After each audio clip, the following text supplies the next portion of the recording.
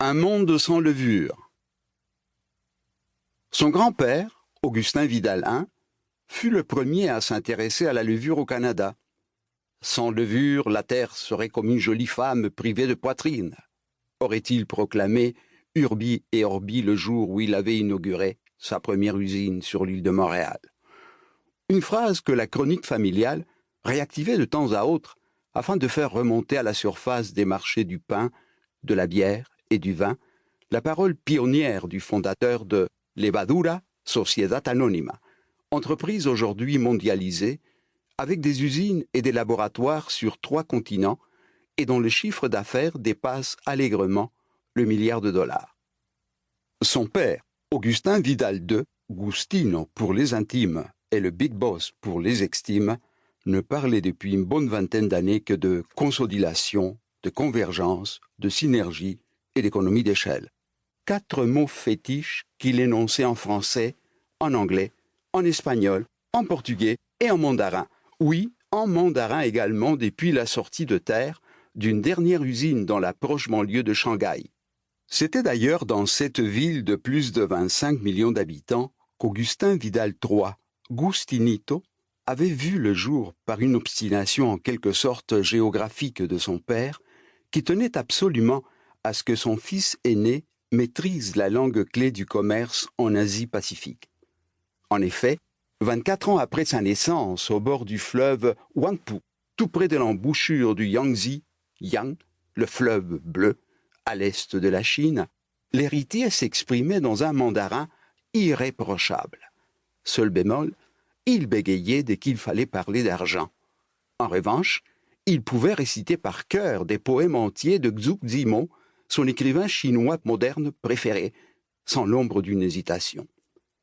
Langue tonale, le mandarin se sert de 4 tonèmes, haut et plat, montant, modulé et descendant, pour transformer le sens du mot. Voilà peut-être pourquoi Gustinito ne parlait à faire qu'en descendant et non sans résistance. Mais dès qu'il assistait à une représentation de théâtre chanté traditionnel chinois, Xiku, une espèce de lévitation spirituelle s'emparait de lui, le rendant tout à fait indifférent au commerce des tonnes de levure dans lequel se vautrait son père à longueur d'année, tel un porc dans la fange.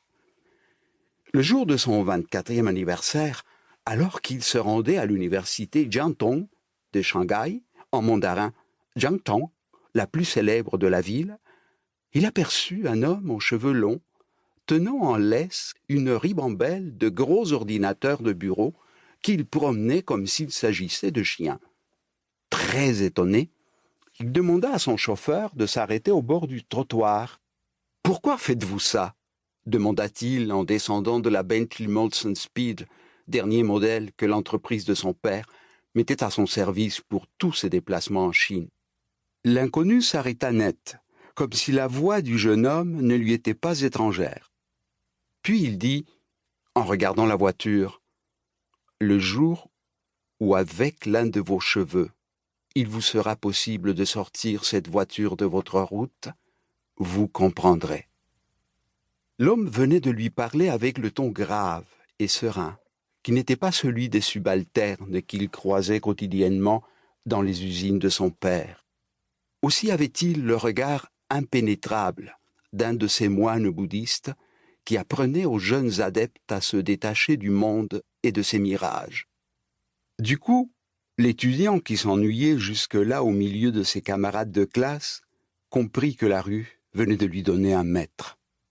Aussi faudrait-il dorénavant le suivre à la traîne, un peu comme un de ces ordinateurs dont il apercevait à présent les minuscules roulettes qui leur permettaient de se déprendre de la société marchande et de ses mirages.